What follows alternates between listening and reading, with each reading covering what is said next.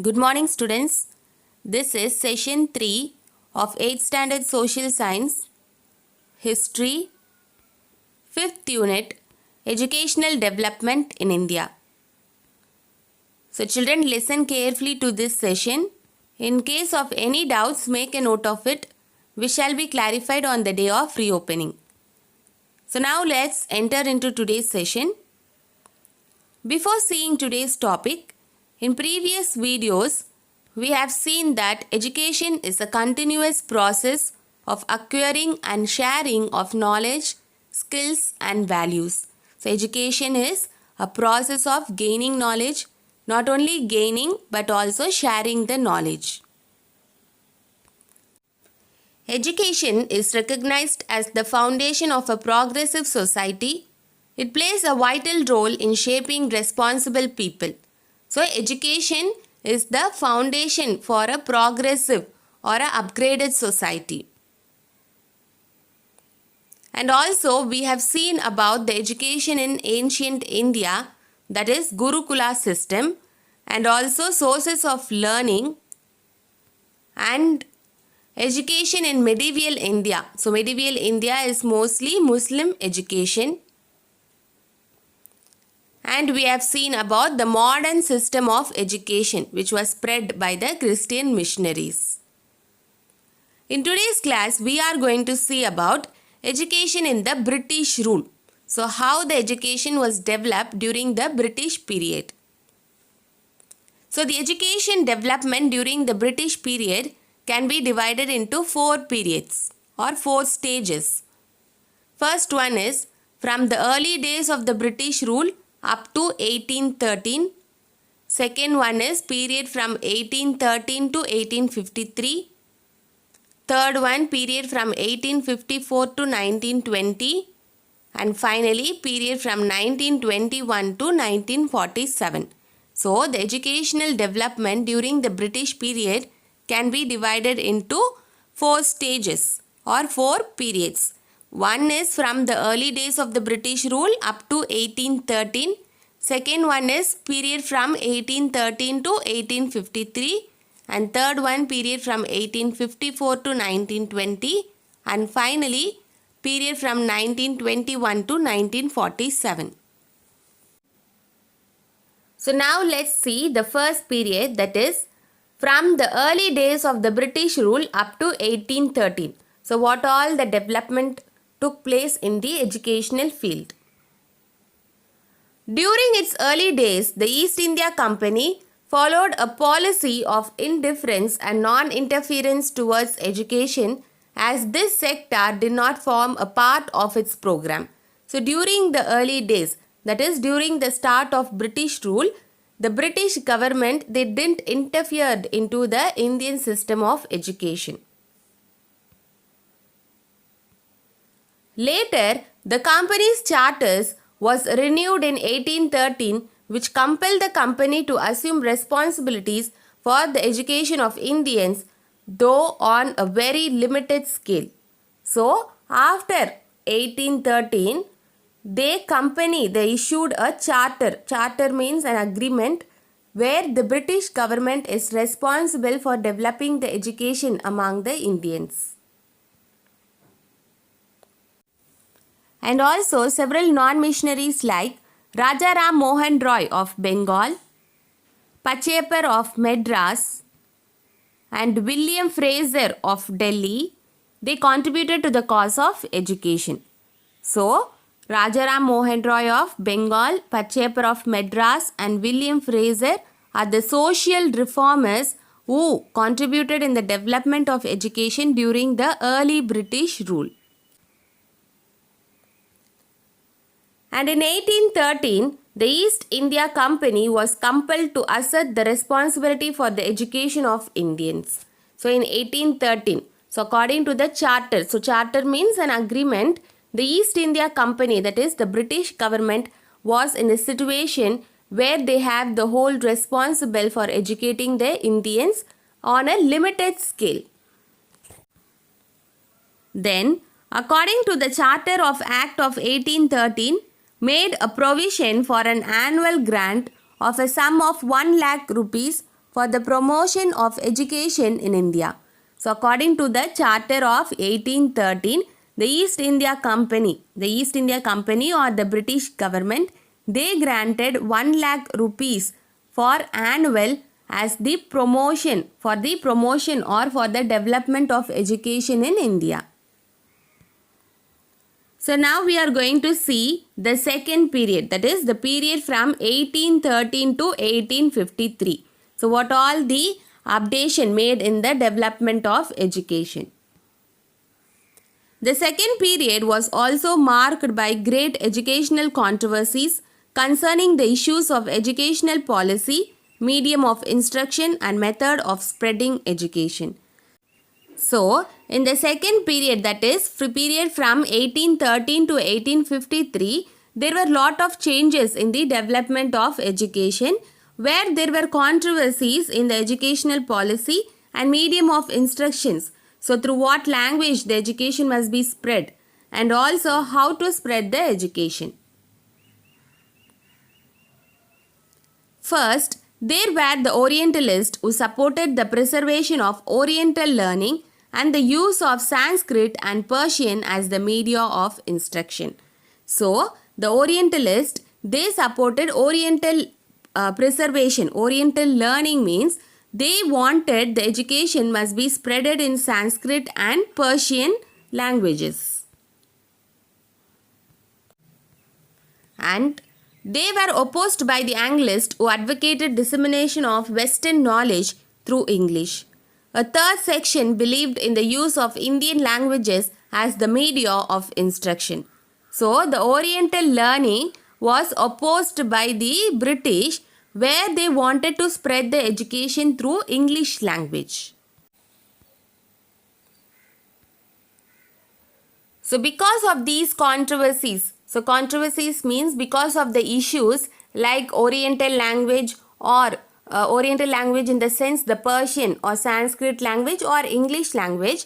So because of these issues, Macaulay Minutes was set up. So Macaulay Minutes is a survey report prepared by Macaulay. These controversies were partially set at rest by Macaulay's Minutes of 1835. So Macaulay's Minutes is a survey report which was produced in the year 1835 by Macaulay. Higher education was de-orientalized. So higher education was de-orientalized means it was not in the Oriental language like Persian and Sanskrit language, encouraging English education for the upper class. So Macaulay encouraged English education for upper class in the society. And also, each province was allowed to follow its own education policy, but even then, the controversies continued till 1854.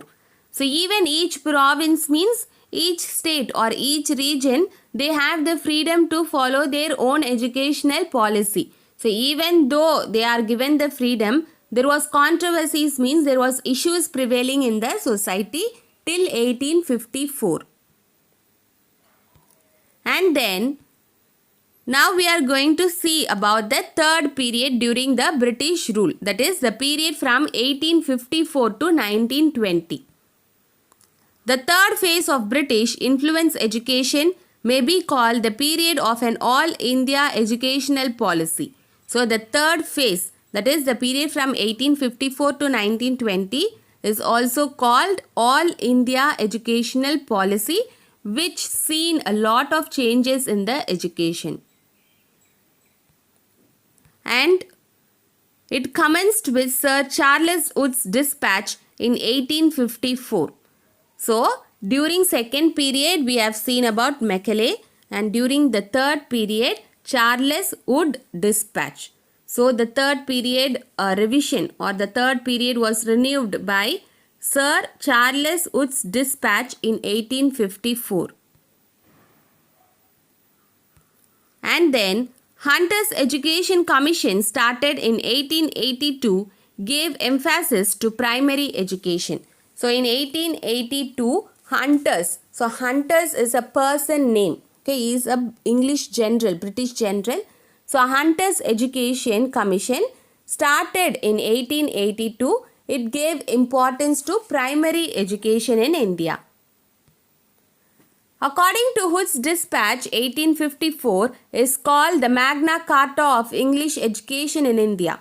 So Hood's Dispatch is referred as Magna Carta, means a very important or a prominent one of English education in India, because it was the first declaration of British education policy for educating the masses at all levels.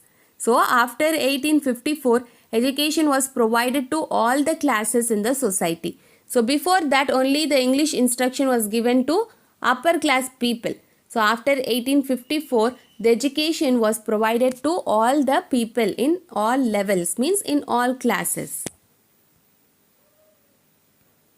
And then, but it resulted in the complete control on state education, divorcing it from Indian ideal and culture.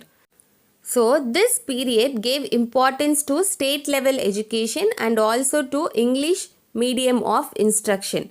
So completely the Indian ideals and cultures were removed from the society. And then we are going to see the fourth period, that is the period from 1921 to 1947, the fourth phase in British rule. The fourth phase may be called the Brit period of provincial autonomy. The Act of 1935 ushered a new era of educational advancement through the country. So this period, that is the period from 1921 to 1947, is referred as the period of provincial autonomy, means each province has its own rule of education. The Act of 1935, it started a new era for educational advancement in India. The new programs were hit hard by the worldwide economic depression in 1929. So new programs means a new updations in educational policies were taken in 1929. And also the introduction of complete provincial autonomy by the Government of India Act of 1935 further strengthened the position of the provincial ministers for education. So according to the Indian Act, according to the Government of India Act 1935, each province has its own rule of education, has its own set of educational policies and also education minister. After the Second World War, a very important plan for educational development known as the Sargent Report of 1944 was prepared. So after the Second World War, a very important survey report called Sargent Report was prepared in 1944 for the development of education. Next, we are going to see about Varda Scheme of Education. So, Varda Scheme of Education was framed in 1937. In 1937, Gandhiji evolved a scheme popularly known as Varda Scheme of Basic National Education. The principle of non-violence was the basis of Gandhiji's scheme of basic education. So, Varda Scheme of Education was framed in 1937 by Gandhiji, and the main principle of this mode of education is non-violence. Through this scheme, he wanted to develop those qualities in future citizens of India which he considered necessary for building a non-violent society. So through this scheme, he imparted a special moral values to the future citizens. So why? Because he needed a non-violent society. And also, his system of education wanted to root out exploitation and centralization in society and create a non-violent social order. So this mode of education was created to root out, means to remove the exploitation and to remove the discrimination in the society. Now we are going to see about educational development of independent India. So far we have seen about ancient period, medieval period, then modern period, and also the education during the British period. Now we are going to see the independent India. The new epoch-making era in the history of education was ushered with the attainment of independence in 1947. It brought a new hope, a new vision, a new future for the Indians. So, a new advancement was made in the educational policy in the attainment of independence, that is in 1947, which brought a new hope for the Indian citizens. And also in 1948, Dr. Radhakrishnan Commission was appointed to present a report on university education. So in 1948, Dr. Radhakrishnan Committee was appointed to prepare a survey report for the university education. And then, in pursuance of the Commission's recommendations, University Grants Commission was constituted to determine the standard of higher education, and one of the most important events that have taken place in the field of secondary education was the appointment of Secondary Education Commission in 1952 to 53. So, according to Dr. Radhakrishnan's survey report, it determined the standard of higher education, and also they set up a commission, that is Secondary Education Commission, in 1952 to 1953. It suggested new organizational patterns, improvement in quality of textbooks, curriculum and methods of teaching. So according to the report prepared by Dr. Radhakrishnan, they gave certain suggestions in new organizational patterns, improvement in the quality of textbooks, and curriculum means the syllabus and the methods of teaching. An education commission under the chairmanship of Dr. D.S. Kothari was appointed by the Government of India in 1964, and also in 1964 an education commission was headed by Dr. D.S. Kothari. Free and compulsory primary education for all children up to the age of 14 and uniform educational structure of 10 plus 2 plus 3 pattern were its main recommendation. So according to Dr. D.S. Kothari, a free and compulsory primary education must be required for all the children up to the age of 14, and also a uniform educational structure, that is 10 plus 2 and then plus 3 pattern was framed. So now we are going to see about national policy on education. So what are the national policy and how it improved the education in India? The first national policy of 1968 marked a significant step in the history of education in post-independent India. It aimed to promote national progress, a sense of common citizenship and culture, and to strengthen national integration. So, post-independence means after independence. In 1968, the first national educational policy was set up, and its main aim was national progress and also to spread the sense of citizenship, culture of India, and to strengthen the national integration, national unity in the society. Later, in 1986, the Government of India introduced a new education policy. The aim of new education policy was to transfer a static society into a vibrant one with a commitment to development and change. So, later in 1986, the Government of India, they introduced a new policy, and the main motto of this policy is for the development and change of education policy in the society. And also the new education policy, it emphasized on equal opportunities for marginalized sections of the country and the removal of disparity through scholarships, adult education and open university, especially for rural India. So according to this new education policy, it gave equal opportunity of education, of providing education to all the classes, even for poor people and rich people. So for all the classes, removal of disparity means removal of discrimination in the society by giving them the scholarship, by offering scholarship. It helps the poor people to study. And also adult education, open university, especially in rural areas means especially in villages. Then the new education policy called for a child-centered approach in primary education and launched Operation Blackboard to improve primary schools nationwide. The new education policy was revised in 1992.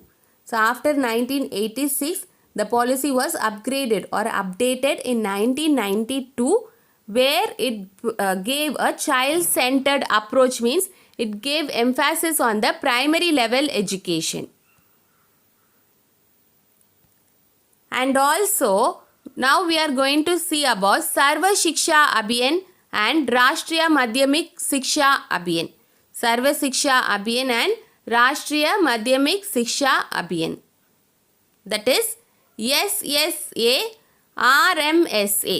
So this is the full form, Sarva Shiksha Abhiyan and Rashtriya Madhyamik Shiksha Abhiyan. So first let's see about SSA.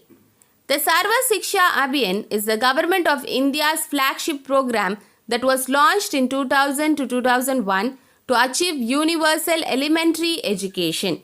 So SSA was the government program which was introduced in the year 2000 to 2001 to achieve the universal elementary education, that is universal primary level education. And also SSA is now the primary vehicle for implementing the provisions of the Right of Children to Free and Compulsory Education Act 2009 RTE. So RTE means Right to Education. So RTE means Right to Education, which was free and the education was compulsory. It was made compulsory for all the children from the age of 6 to 14 years. It was implemented in 2009, where they provided scholarship, where the government provided scholarship in order to remove the disparity among the society. And also the SSA initiates a variety of innovation and activities related to schools. Some important activities include providing the midday meals. So they provided midday meals, stipends for students, and setting up the school management committees. SMC means school management committees, and provision of teaching learning materials for classroom. So the government provided all these facilities to develop the education. Now we are going to see about RMSA. So RMSA means Rashtriya Madhyamik Shiksha Abhiyan. So Rashtriya Madhyamik Shiksha Abhiyan is a centrally sponsored scheme for universalization of access and improvement of quality education at the secondary level. Okay, SSA means at the primary level, whereas RMSA is at the secondary level, which was implemented during the 11th 5-year plan period. So RMSA was implemented during the 11th 5-year plan period. The goal of this RMSA is to make secondary education qualitative. So to increase the quality of education and also accessible and affordable to all young students in the age group of 15 to 16 years, because it is secondary education. Okay. So the main aim is to improve the quality and made it accessible to all the students from the age of 15 to 16 years. So by providing science lab, libraries, in-service training for teachers, computer-aided education, co-curricular activities and teaching learning aids are provided by the Government of India through this scheme, that is RMSA scheme at the school level. And then the union budget, which was proposed in the year 2018 to 19 to give school education holistically without segmentation from preschool to class 12. So the union budget, which was prepared in 2018 to 19, it gave all these facilities without any partiality from the preschool to the class 12. That is from the elementary school to higher secondary school. The government provided all the facilities. And also the Samagra Shiksha Abhiyan was prepared with a broadened goal of improving the school effectiveness, measured in terms of equal opportunities and equal learning outcomes.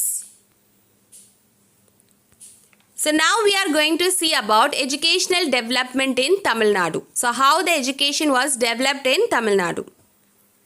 The pattern of education in Tamil Nadu was not merely reading and understanding of books, but listening to learned persons. So the pattern of education is not only reading and studying the book concept, but also listening to the learned persons.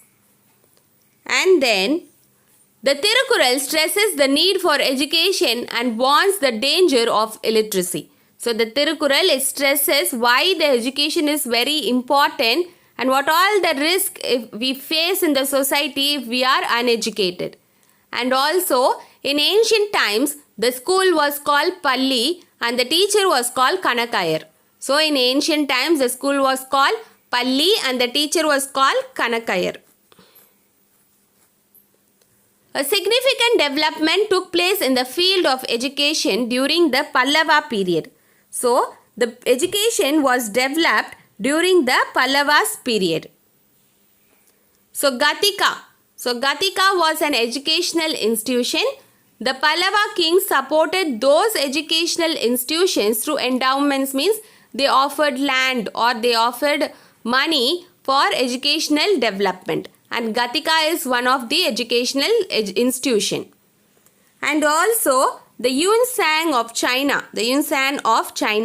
he gives a graphic picture about Kanchi Buddhist center and he referred Kanchi as the main center of learning. And also, the Chola period was the most brilliant and creative period in the Tamil literature, as the Tamil education enjoyed a greater connection with religion and temple. And also, free education was given to the people, and the curriculum and the syllabus had a theoretical background. So, from the inscriptions of that period, we can gain knowledge about the qualification of the teacher, the method of teaching, the salary of the teachers, the food provided to the students, and the land given to the schools.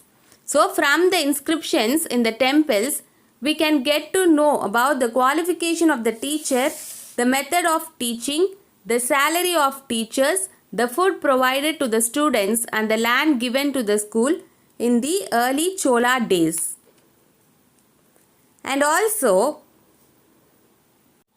Rajaraja Chatruvedi Mangalam was the famous seat of a Vedic college, Enairam, in former South Arcot district.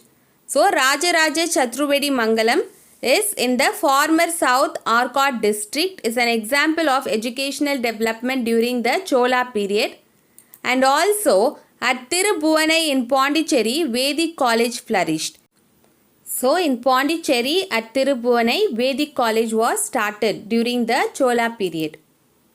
And Tiruvadurai's inscription of Veera Rajendra refers to medical school.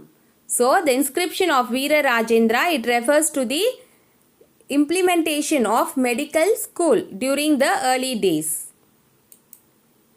And also the educational institutions of that period were called as Gatikai, Salai and Vidyasthana. And then lands were given to teachers. They were known as Shalabogam. For example, Vallabha Perunjalai at Kanyakumari. So the lands which were given by the Chola kings for the development of schools are called Shalabogam. So example of such land is Vallabha Perunjalai at Kanyakumari. And also many educational institutions were flourished during the Pandya kingdom. So one such institution is Kandalur Salai, and the Mutts occupied a significant place in the promotion of education, and learning flourished under the Vijayanagar rule, and many educational institutions were established under their patronage, and also Thinnai Palli Kudam. So Thinnai Palli Kudam was established during the Nayak rule. So now we are going to see about the education in modern period. So how the education was developed in modern period. Fernandez, who came to Madurai during the time of Veerappa Nayaka, established a primary school. So Fernandez, he came to Madurai during the rule of Veerappa Nayaka and he established a primary school at Madurai. And also the Maratha ruler Sarfoji II collected the old records and kept them in the Saraswati Mahal library at Tanjore. He also had a printing press with Devanagari type located there. So the Maratha ruler Sarfoji II, he collected the old records of education and kept them at Saraswati Mahal library located at Tanjore, and he also started a printing press. And Sir Thomas Munro, the governor of Madras Presidency from the time period of 1820 to 27, was highly responsible for the introduction of Western education in Madras Presidency. And also Sir Thomas Munro was the governor of Madras Presidency. He was highly responsible for the spread of English education. And then the Education Commission of Munro recommended the creation of 2 principal schools, Collectorate and Tahsildarate schools in each district. So, according to Sir Thomas Munro, he started 2 types of schools. So, under 2 administration. One is under Collector, that is Collectorate. Other one is under Tahsildar, that is Tahsildarate school in each district. And also in 1835, Lord William Bentinck, he passed a resolution of favouring the introduction of Western education or Western system of education in India.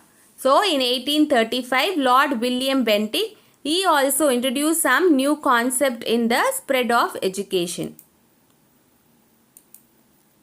Hood's Dispatch of 1854 introduced the Department of Public Instruction in Madras Presidency. So Hood's Dispatch, he introduced the Department of Public Instruction in Madras Presidency in the year 1854. And also the Madras University was founded in 1857. It was the first university in Tamil Nadu under the British rule. So the Madras University was founded in 1857 and it was the first university to be established in Tamil Nadu under the British rule. And also in 1882, the Local Boards Act was passed. The board was empowered to open new schools and to get grants from the government. By 1938, all subjects except English were taught in Tamil in schools.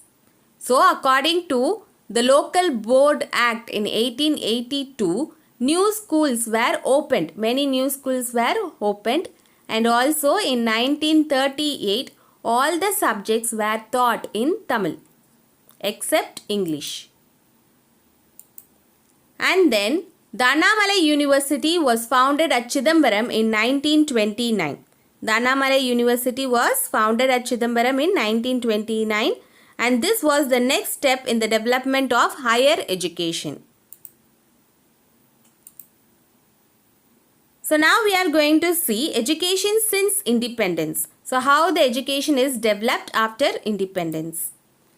Free education at the secondary school level was introduced in 1964 to 65.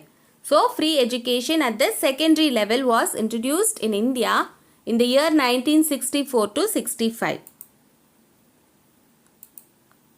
And also the Gandhigram Rural College was established in 1975. So Gandhigram Rural College was established in 1975.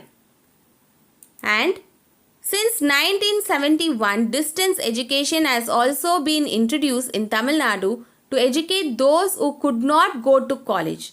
So in 1971, distance education was implemented in Tamil Nadu. So without going to college, we can do the degree. And also in 1956, midday meal program was introduced in schools.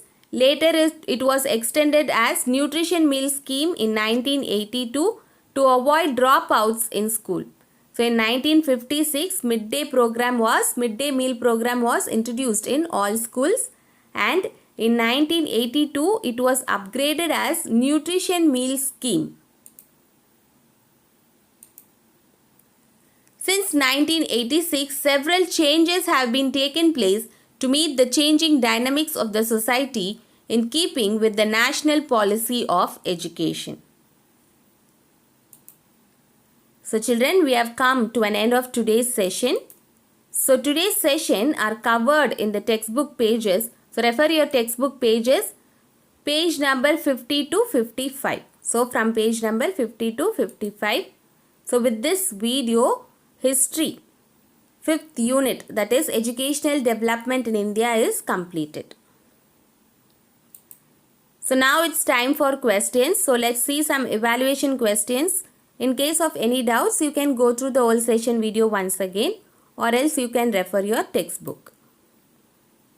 So let's see the questions.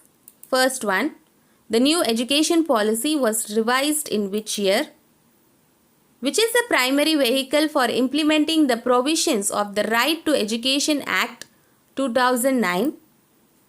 Midday meal program was introduced in schools in which year? In which year the new education policy was introduced in India? And finally, which Charter Act made a provision for an annual grant of 1 lakh rupees for the promotion of education in India? So children, try to answer all these questions in the notebook which you are maintaining for social science. So with this video, History 5th unit, Educational Development in India, is completed. Thank you.